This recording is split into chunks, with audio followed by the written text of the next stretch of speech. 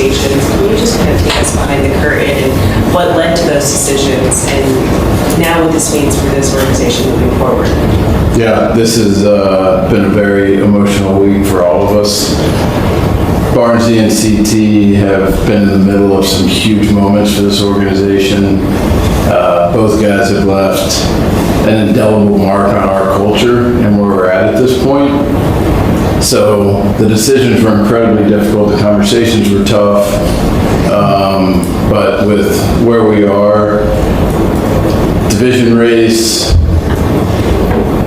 composition of roster, everything, we felt like this was in the Dodgers' best interest in terms of how to win as many games and put us in position to best win a World Series this year. Doesn't mean that it was easy, but ultimately felt like it was the right thing to do. It also points to just how encouraged you guys have been with these young players and things on him. How has he just had such an immediate impact on this group? Yeah, I mean, beyond just how endearing he is to his teammates, just the energy he brings, the foot speed, the versatility as well. Just something that adds a lot to our roster and a different look. Again, no decision is ever made in a vacuum. It's within the context of our roster and where we're at. And so, he's done a great job. Rush talked about the other day. When we drafted him, obviously we loved the bat. Didn't have a ton of experience behind the plate. Have challenged him each year with different goals and things to work on. And to his credit, he has an incredible motor and work ethic and has continued to get better and better and better and better. And so on one hand, there is the element of, the guys who have been here and been a big part of what we've done. And the other is looking ahead to who is going to be a part of, the next wave. And it's far from science, it's art, and it's difficult. And it's, I think the end for people that, have been such significant contributors, it's never going to feel good. And it's been tough for a lot of us this week. But, felt like in Rush's development, where he's at, what he's done, that he had earned this right. And that he would help us be able to win games and continue his development. The last mile part of a catcher's development plan is leading and running a major league staff. And you can't really do that unless you're up here, catching some games. So felt like at this point that was in everyone's best interest. You kind of alluded to this, but what is sort of behind maybe the urgency to do this now as opposed to maybe either doing it at the start of the season or doing it later on in a couple months to see how things kind of play out for the guys? Obviously you get more information.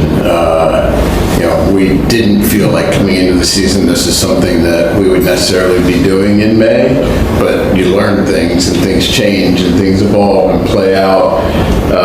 We just have a lot more information at this point in May than we do before the season. So I wouldn't say it was something that we thought was fait accompli and was necessarily going to happen, but with where we were, all things factored in, again, while not easy, we felt like it was the right thing to do. How much has, like you mentioned, the division race part, just kind of raise the urgency to improve on the margins in these kind of ways and make sure you have the best roster to try to win as many games as possible, even right now? Yeah, I think that's ultimately, our job. And, we saw it in 2021, winning 106 games and not winning the division. Our primary goal during the regular season is to win the division. That is what we feel like puts us in the best position to accomplish our ultimate goal. And so for us, bringing a fresh arm to make sure we don't, put a lot of burden on other guys and affect our chances in subsequent days. Everything we do is about how to try to win as many games as we can. And try to do it with, as much thoughtfulness and humanity as we can, and communication. And got some really good teams in our division who are playing well. And so for us, it's about doing everything we can each night to try to win a game. When Teo comes back, how do you envision using Kim and finding him kind of still regular playing time even when the full lineup is healthy? Yeah, I mean, I think with Tommy and Teo, obviously getting them back would be huge.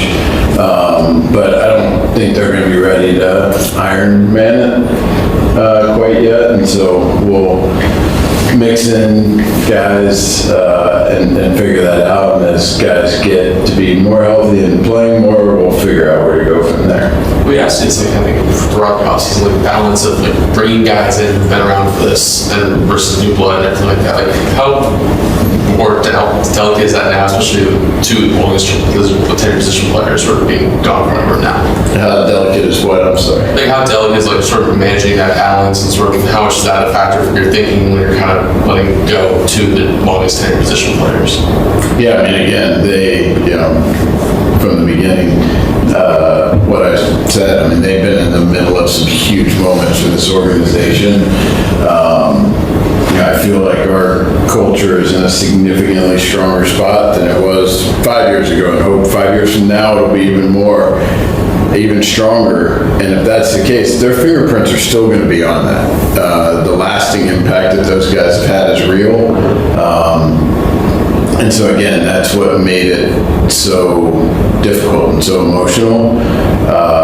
But, balancing that with our roster and how to win the most games. And, we've got a lot of guys who've been here a long time still, and we've got some new guys as well. And we talk about this every offseason. It's a really delicate balance of figuring out the right way to handle, the stability and continuity versus, infusing some new guys. And again, that's definitely more art. And each year we try to find the right balance of it. But again, this wasn't something coming into the year that we said, okay, we think in May, this is what's going to happen. It's just the way things played out. When you got Chris in 2016, he was nowhere near the player that he's going to be in like a year.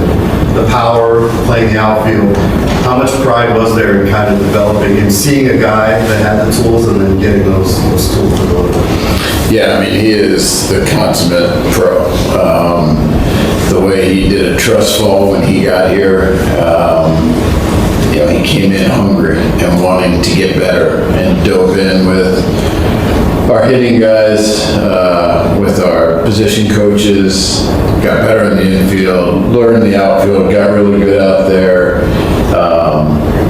Obviously the power, the production he brought in the batter's box as well. I mean, he was a huge part of so much success that we've enjoyed, and can't say enough about the human, the worker, the teammate, the player. He's one of the toughest guys I've ever been around. And we'll always have, a place for CT, and, whenever he's done playing 4, 5, 6 years from now, I hope, he's always connected to the Dodgers. How much do you think like the injuries he went through the last couple of years kind of contributed to the drop off in production? Yeah, I think it definitely did, and that combined with just, kind of naturally how the roster evolved, then made it hard for him to get regular playing time. And I think with CT, with a lot of guys, but with CT as well, it's hard to play once a week. It's a tough role. And probably not, again, in a vacuum isolated to him, probably not the best role for him to have success, but just with the way our roster's played out, that's how it's evolved. But I know he's looking forward to trying, getting an opportunity to play more often, and he's got a chip on his shoulder, and I certainly would not bet against him. Jorge Song for Dalton. I'm sorry. Jorge Song and for Dalton, kind of where do you see the value in them being up here, even though they're probably not, they're not getting those everyday opportunities that they might have had in AAA? Yeah, I mean, just mixing in, and, we saw Comet come in last night to pinch run, and that's a really helpful feature on nights he's not playing. We saw Will be able to come off the bench and pinch it, and I'm sure there can be opportunities for Dalton as well on days he's not playing. Doc and our coaches do such a good job of incorporating all of our players, and so there's opportunity. Is there as much, it's going to be hard to get regular everyday playing time, but we feel like there will be a good amount. And if at some point, if there's not, we'll assess it and make a decision. How much has Ason just kind of surpassed your guys' expectations during these last couple weeks? When we signed him, the field value and the run value were banked in our minds. The question for us was the bat, and he poured himself into working on it this offseason, before we signed him, and saw some of those improvements, got with our guys. Like anything, it takes reps and game action and live at-bats, and we've seen it continue to get better and better. In our mind, there's still some work to do there, which is awesome because obviously he's having a lot of success. And so it's the type of player that we really value, someone who adds value on the bases, on defense, in the batter's box, and feel like he can be a real contributor for us as we look forward. That's a great topic. Where's your starting pitching at right now with Snell and Glass now? Are you optimistic? They're in the clubhouse. The training room When probably. will they be on the mound? I don't know. Yeah, it's, let's get to that. Did we have more on Barnes Taylor? I didn't know if the other question. Okay. Yeah, it's been challenging. And we're not looking ahead of, hey, this is the exact date. It's more just biting off in small chunks. Snell starting up his throwing program. Glass is a little further along in his, and we'll get off a mound at some point, and then obviously, each of them will throw bullpens, move on to live BPs, and then get into game action, and then get back. So I know both of them want that to happen as quickly as possible. It's challenging with a starting pitcher who's not built up anymore of how to get back to that point and try to get them back to stay back. And so that's what we're in the middle of right now. Did the pitching injuries so far feel similar to the last couple of years? Do you guys feel like you're in a better spot longer term this year, just with the depth and the fact that you're expecting these guys to come back? Like, how would you kind of frame what you guys have been through so far? Not fun. Do I get more words then? Sure. Yeah, I mean, all different, and it still doesn't feel like last year, but we're in May, so not gonna jinx that and get into any comparisons. For the most part, the things that we've gone through are shorter term. Last year they were significant and resulted in surgery, and so in some ways maybe we're over-indexing in some and just being a little bit more cautious and trying to make sure it doesn't get to that point. But said this a lot, and I think anyone who doesn't say it is not being honest. There's a lot we don't know about injury stuff, and I think it's important not to pretend like we have all the answers, and there's a lot to it that is really challenging, and we're hoping to continue to grow and learn from experiences and just try to make the smartest, best move we can, knowing we're going to make mistakes, and again, learning from it, and it's by far the number one thing that keeps me up at night. Do you have a framework for when Otani will be back on the mound, and how many starts would you ideally like for him to be able to make before he's kind of... I don't have an ideal. It's more, kind of building up. We knew, especially after the left shoulder surgery, we were just going to be a little bit more cautious and make sure that this got to a really good spot before we really started upping the intensity on the pitching side. And for us, with him coming off that injury, we didn't expect, think it was fair to think about a wire to wire, like beginning of the season all the way through hopefully what is a very deep October run. And so we slowed it down, and right now he's throwing a couple bullpens a week and coming out of them really well and doing well, and so we'll continue to kind of map out the next week or two and keep going, but everything is progressing in the right direction, and we'll start accelerating it at some point. I'm not sure exactly when. This is the fact that he started throwing more pitches in the last couple bullpens and doing up downs. Is that a sign he's getting closer to? Yeah, it's that continual build-up and progression. What's gonna be his next step? Like, he hasn't pitched a slider yet. I think it's a medical decision. Like, does he have to put the slider before the live BP, or what's the? Yeah, I mean, that's definitely gonna be a part of his arsenal, and so, start layering that on and, doing the up, down, and just building up tolerance of pitches, and then like every starting pitcher, it'll then move to some live BPs, and then figure out from there as we go. We'll do two more, guys. How much do you think kind of Roky's shoulder was part of like his struggles during the first month? I think very likely.